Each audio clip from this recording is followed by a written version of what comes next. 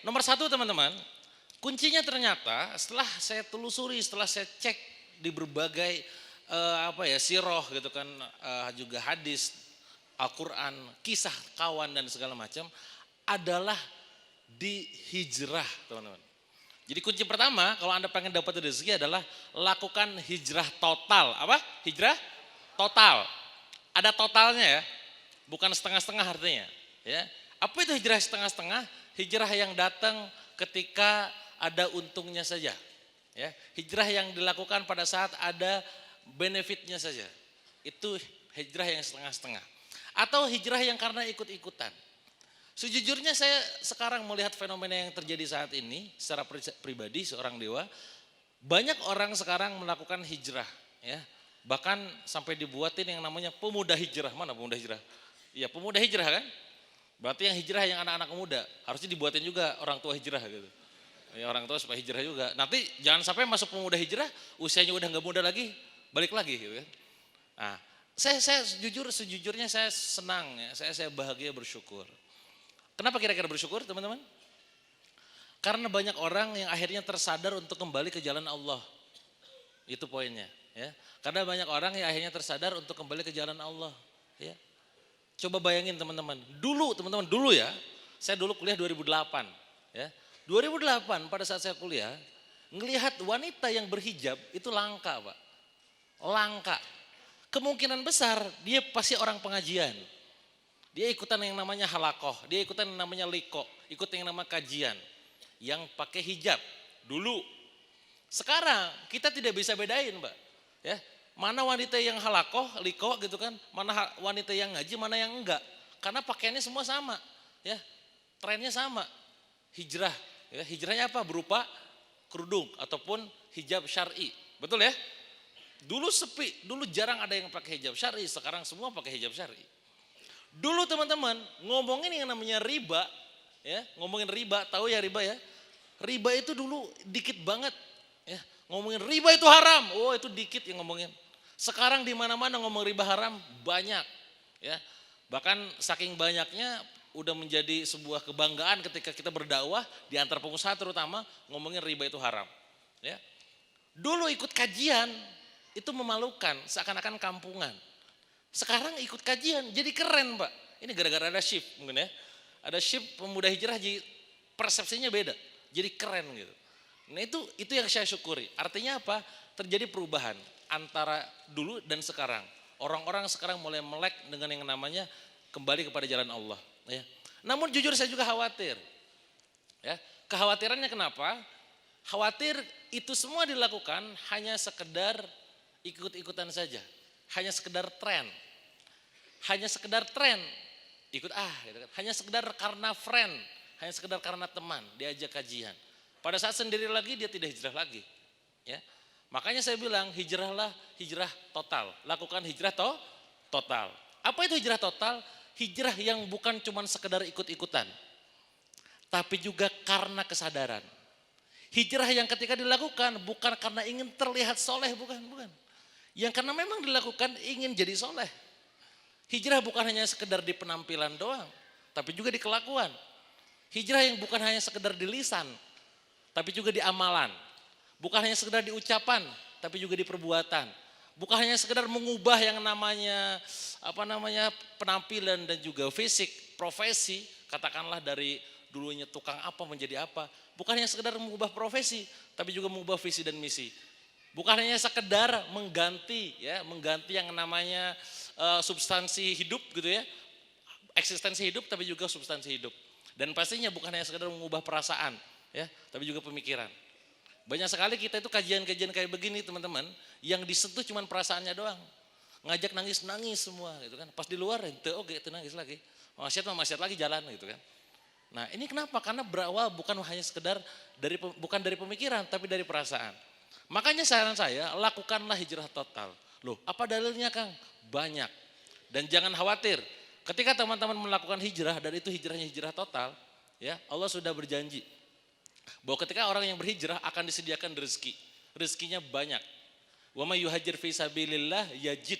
Nah, di sana akan ditemukan tempat hijrah yang luas dan rezeki yang banyak. Itu janji Allah, teman-teman. Karenanya lakukan yang pertama kali sebelum ngomongin yang namanya duit banyak, rezeki luas, hijrah dulu. Hijrahnya apa? Hijrah total. Apa itu hijrah total? Minimal Anda ingat dua hal. Ya, pulang dari sini minimal Anda ingat dua hal. Pertama yang berhubungan dengan pipa mampet. Apa itu pipa mampet? Tahu ya pipa ya? Ibaratnya rezeki ini Allah sediakan di langit sana ya, banyak banget ya, sudah turun pasti ke kita. Ibaratkan kalau misalkan pakai analogi disalurkan dengan pipa gitu kan. Tapi itu rezeki gak keluar ke kita. Kenapa? Karena ada yang mampet. Apa itu yang mampet? Kotorannya. Apa itu kotoran? Ya dosa kita sama Allah, teman-teman. Ya, dosa kita sama Allah. Makanya jangan heran, kenapa ada orang ya pergi pagi pulang petang terus-terusan begitu, tapi kok rezekinya sulit mulu gitu kan. Entah maisyahnya, kehidupannya, entah aisyahnya, jodohnya, entah yang lain-lainnya. Karena bisa jadi dosanya banyak ke Allah. Ada yang mampet di situ. Ya, hingganya tidak terbuka. Ini jangan ngomongin dulu ikhtiar, Pak. Jangan dulu ngomongin kerja sebagai apa, jangan. Ininya beresin dulu. Jangan sampai ada di pipa rezeki itu ada yang mampet. Buka dulu papetannya. Kotorannya dibuangkan. Itu hijrah pertama. Dalam artian kita menghilangkan kotoran. Dengan cara apa kira-kira? Bertaubat. Udah bertaubat. Bertaubat gimana Kang? Dengan memperbanyak istighfar. Ya, istighfar setiap hari teman-teman. Dimanapun, kapanpun pada saat nganggur. Kan? Sudah banyak membuktikan orang-orang yang memegang istighfar sebagai amalannya. Hidupnya luar biasa teman-teman. Rezeki itu datang dari arah yang tidak disangka-sangka. Ya. Bahkan kawan saya namanya Andre Raditya sampai jadiin buku rezeki level 9 yang didatangkan karena hasil istighfar. Masya Allah banget. Jadi yang pertama ini teman-teman kita perlu merenung. Pulang dari sini kita perlu merenung. Perlu kita duduk di malam hari ba'da sholat malam ya berzikir gitu kan istighfar dan memperbanyak tobat. Mencatat kira-kira kesalahan kita sama Allah ini apa aja kira-kira. Dan itu saya yakin banyak, gak usah jujur lah, gak usah jujur ke saya, jujur pada diri sendiri. Kira-kira ya Allah ini oke lah dosa besar bisa dihindari, tapi dosa-dosa kecil. Semacam kita menyepelekan kekuatan Allah, kan? Menyepelekan kebesaran Allah gitu kan. Tidak yakin dengan kemahaesaan Allah, itu adalah sebuah dosa juga gitu kan. Karenanya itu harus pikirkan baik-baik dan dalilnya sangat jelas. Hadis riwayat Ibnu Majah. Ya, seorang manusia terhalang rezekinya karena dosa yang diperbuatnya. Artinya apa? Segila apapun kita kerja setiap hari, ikhtiar dari pagi sampai malam, kalau itu dosa masih tetap ada dalam diri kita, mampet juga Pak. Ya, mampet juga. Karena itu beresin dulu. Sudah banyak kok buktinya. Sudah banyak buktinya. Ya. Orang-orang yang akhirnya dia hijrah dan totalitas hijrahnya yang meninggalkan yang dulunya adalah kezoliman, ya, meninggalkan yang namanya gelap malam dan lain-lainnya, keterang benderang Allah kasih jalan yang tidak disangka-sangka. Ya, dalam surat Nuh, faqultus taghfiru rabbakum innahu kana ghaffara yursilis sama alaikum midrara wa yumdidkum bi amwali wa bani wa yaj'al lakum jannat wa yaj'al lakum anhara. Orang yang sekarang sudah berkebun lama tapi tidak panen, banyak-banyak istighfar Allah kasih. Orang yang sudah lingkah lama gak dikasih momongan, banyak-banyakin istighfar Allah kasih. Orang yang sudah lama bekerja tapi rezekinya gak juga dikasih, utangnya gak juga lunas, banyak-banyakin istighfar Allah lunaskan. Itulah kekuatan dari yang namanya istighfar dengan cara kita serius tobat. Tobatnya bukan tobat sambal. Ya, itu. Saya pengen cerita teman-teman, ya. Pada saat saya proses pelunasan hutang 7,7 M itu, ya, saya mentok sementok-mentoknya ini kok utang gak gerak-gerak, geraknya juga dikit gitu. Tapi saya menemukan rumus satu ini, makanya kenapa di Jackpot Rezeki saya simpan di bab 1. Ya, agar sebelum Anda melakukan aneh-aneh ya dalam artian nolongin orang, ya, ikhtiar dan lain-lain, ini beresin dulu. Siapkan dulu kerannya dengan kondisi yang baik gitu. Waktu itu saya bingung mau ngapain lagi, saya kerja juga penghasilan biasa aja gitu. Tapi setelah saya coba untuk membiasakan untuk dekat dengan Allah, ya hijrah total, meninggalkan masa lalu yang penuh dengan kemaksiatan, akhirnya apa yang terjadi? Allah kasih rezeki dari arah yang tadi disangka-sangka dan nilainya sangat besar. Kalau berupa uang nilainya sangat besar. dapat proyek miliaran rupiah, tiba-tiba ada dapat transferan ratusan juta rupiah, launching produk miliaran rupiah tembus, net profit 850 juta dan lain-lain. Dan itu terjadi di depan mata saya. Bukan kisah orang lain, kisah saya pribadi. Artinya apa? Ini benar bahwa sebenarnya rumus langit itu lebih tokcer daripada rumus bumi. Rumus bumi itu kan teman-teman kita harus mengontak sekian orang prospek gitu kan. Karena orang MLM itu kan gitu ya, ngeliat pasukannya 3.000 prospek semua Pak. Itu orang MLM ya. Nah kita enggak, ya Allah pokoknya gimana caranya kita pengen totalitas kembali kepadamu gitu kan. Menjalankan agamamu dan lain-lain. Itu memang tidak masuk akal. Dan akhirnya apa yang terjadi? Total dari yang seharusnya 64 tahun saya bisa selesai lunas hutang, hanya dalam waktu 5 tahun saya selesai. Kuncinya sebenarnya, kunci percepatannya, leverage-nya gitu ya, itu di bagian bab 1 ini, di bab hijrah. Ya, bab hijrah pertama adalah berhubungan dengan pipa mampet ke atas. Kang, saya sudah hijrah, Kang. Saya sudah taubat, Kang. Istighfar saya setiap hari, Kang. Setiap menit saya istighfar. Ya, bahkan lebih dari 1000 kali. Bu, sombong kan? Mulai. Tapi kenapa Allah gak kasih perubahan buat saya? Gitu. Ternyata ada yang salah di yang lain teman-teman. Ya. Karena ingat hidup kita itu bukan cuma sekedar hidup dengan yang namanya Allah saja. Ya. Interaksi manusia itu teman-teman minimal ada 3. Hablum minallah, hablum minan nas, hablum bin nafsi dengan diri sendiri. Ya. Nah oke lah Anda clear hubungan dengan Allah gitu kan. Anda gak ada salah lah sama Allah gitu kan. Merasa diri mulia, merasa diri soleh gitu. Tapi cek hubungan dengan manusia. Ternyata bermasalah semua. Ya. Tiap hari Anda malam-malam Anda sholat tahajud, paginya Anda ngegosip. Tiap pagi Anda sholat duha, malamnya Anda dugem dengan teman-teman Anda misalkan. Itu yang dilakukan. Lantas gimana ceritanya? Anda minta sama Allah rezekinya luas, tapi kehidupan sama teman-teman masih kayak begitu gitu loh. Makanya yang kedua teman-teman, bukan bicara masalah pipa, tapi bicara masalah ember. Kalau analogi saya ember. Ibarat kata kita menyiapkan ember yang sudah siap tampung untuk rezeki kita yang tadi berkah berlimpah dan penuh kejutan tadi. Ya. Jangan sampai ada yang bocor. Kenapa ada yang bocor kok barolong, bolong-bolong semua? Karena tadi dosa kita ke dia banyak, dosa kita ke dia banyak, dosa ke dia banyak. Dan teman-teman ketika kita dosa sama manusia, punya salah sama manusia, gak cukup hanya sekedar minta maaf sama Allah. Yang harus kita lakukan adalah minta maaf sama mereka. Minta maaf sama orangnya langsung. Kang malu Kang, mana yang lebih penting? Mempertahankan kemaluan, maksudnya rasa malu ya. Mempertahankan rasa malu, atau Anda dibuka pintu rezekinya oleh Allah dengan cara yang berkah, berlimpah dan penuh kejutan tadi. Tentu mending kita dibuka aja pintu rezekinya. Daripada mampet terus, daripada bocor terus, gak kerasa.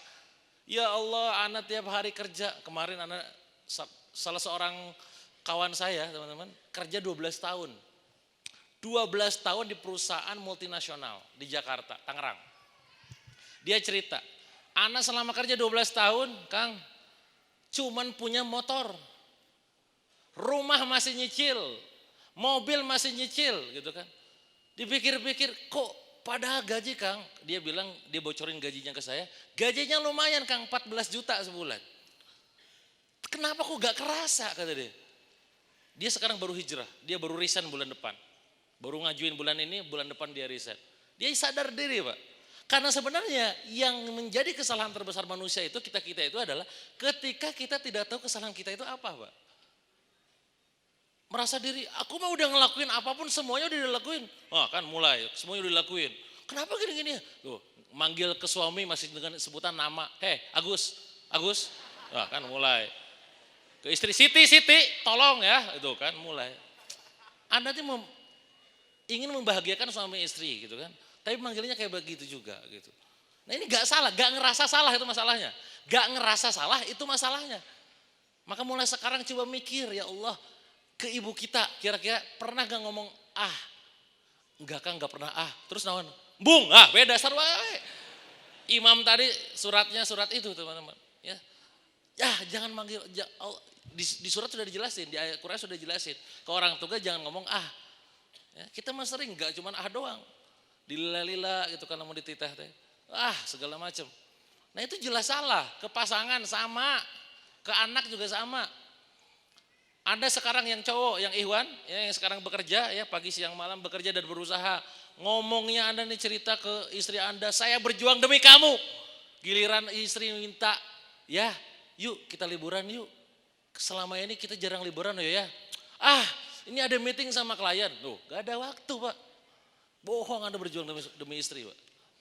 Berjuang demi anak, bohong ketika anak ayo ayah pengen main, pengen sepedaan, pengen apa, pengen berenang. Aduh nah ini harus ketemu orang, mana buktinya. Artinya apa? Dosa kelingkaran terdekat, orang tua, pasangan anak udah banyak. Udah banyak tuh yang terdekat Pak, belum yang terjauh. Dalam artian ini yang gak kenal nih. Kadang ada aja omong-omongan aneh-aneh kan. Ngelihat orang lain tetangga beli mobil baru, alah paling nyicil tuh kan. Gak enak memang lihat orang lain senang tuh ya. Mau tiba-tiba rumahnya naik tingkat gitu kan, beli mobil baru gitu kan. Kan sekarang tuh eranya online ya. Anda tuh sekarang bayangin ya, pakai sarung kan, jarang ke kantor. Subuh ke masjid, duhur ke masjid, asar ke masjid, maghrib masjid, isya masjid. Hobinya diem di rumah. Ujuk-ujuk 3 bulan kemudian rumahnya naik tingkat, mobilnya nambah 2. Kira-kira omongan orang apa coba kita? Miara tuyul. Bener gak? Iya pasti. Si Gana si eta mah benernya si Gana naik tara katinggali gawe gitu kan. Di saat suaminya tiap pagi kantor, pulang sore tara ke masjid. Tuh, kita negatif thinking sama manusia. Bisa jadi dia memang punya skill online yang jago, ya. Sekarang luar biasa Pak. Saya punya teman orang Yogyakarta ngisi seminar, nah ini luar biasa ya. Pakai sarung.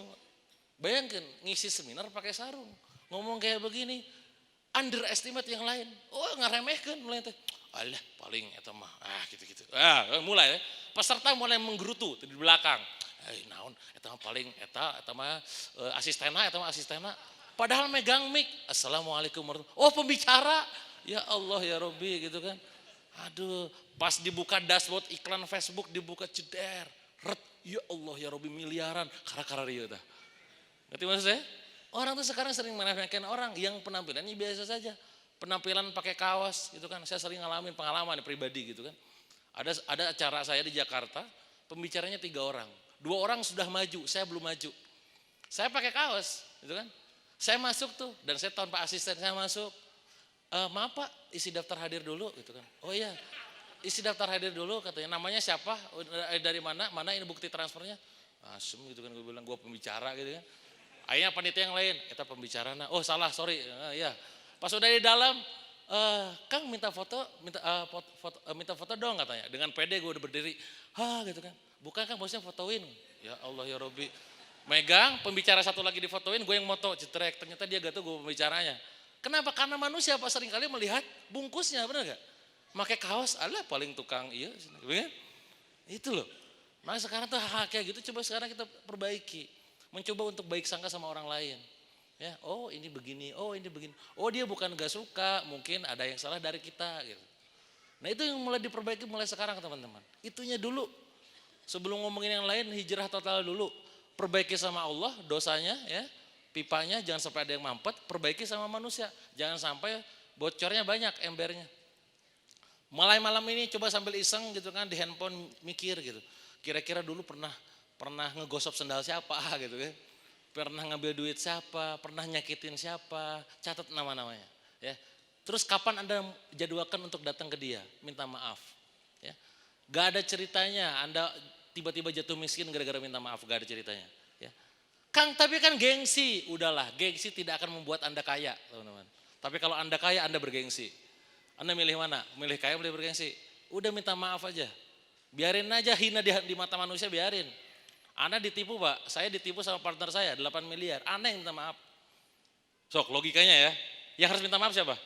Dia dong, gue yang minta maaf kenapa? Karena gue tahu bisa jadi salahnya salah gue, ya udah. Kang minta maaf Kang saya gini. Wah antum gak salah, enggak saya minta maaf gini. Tapi Masya Allah dari situ bisa jadi adalah pintu gerbang dibukakannya akses rezeki-rezeki lain. Ya. Jadi nomor 1 teman-teman, kalau Anda pengen dapat jackpot rezeki, ya pastikan Anda sudah melakukan yang namanya hijrah total. Ubah perbaiki hubungan dengan Allah, ya, dan perbaiki hubungan dengan manusia. Itu 2. Itu aja 2 udah.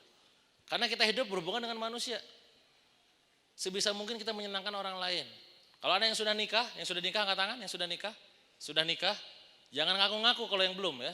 Yang sudah nikah angkat tangan, kali-kali nanya istri Anda, yang say bun gitu ya, mimpi kamu di tahun ini yang belum tercapai apa? Wow kan, tumben-tumbenan nih ya, istrinya juga udah negatif thinking sama suaminya kan. Ini memang serba salah kan, tanya aja kayak gitu. Emang kenapa ya? Enggak, boleh gak aku bantu bantu selesaiin ataupun bantu capai mimpi kamu? Catat, oh pengen punya kulkas, oh pengen punya motor, catat. Kali-kali ajak ke showroom beliin motor. Bahagiakan istri Anda, pasangan Anda. Kalau misalkan orang tua sekarang, orang tua tanya, Anda yang usianya sekarang udah di atas 30, di atas 20. Orang tua Anda mendidik Anda, membesarkan Anda mati-matian Pak. Pernahkah Anda tahu apa yang membuat dia bahagia? Ada gak yang tahu? Seandainya ada 3 kata gitu ya, 3 hal yang membuat orang tua Anda bahagia apa kira-kira? Ada yang tahu gak jawabannya apa? Ada yang tahu? Oh dia pengen anaknya sukses itu kan, belum tentu. Terus apa? Dia pengen kamu merhatiin dia. Kali-kali ngajak makan malam, kali-kali telepon, kali-kali kalau dia punya apa dia cerita, iya tuh aku tuh pengen bunda itu, ibu itu pengen ini. Anda catat rekam, sekali-kali Anda kasih kejutan. Itu yang dipengenkan. Penyakit merasa adalah penyakit yang paling berbahaya teman-teman. Penyakit merasa bahwa dia akan bahagia ketika begini, padahal enggak begitu, harus dikonfirmasi. Jangan kepedean. Anak kita, pasangan kita, orang tua kita, itu harus dicek semuanya. Itu nomor 1. Jadi nomor 1 adalah hijrah total. Itu 1 dulu udah. Oke, bismillah pulang dari sini semuanya diperbaiki, malam sholat taubat gitu kan. Perbanyak sholat taubat, istighfar diperbanyak, hubungan sama manusia diperbaikin. Ya. Besoknya menjadi pribadi lebih baru.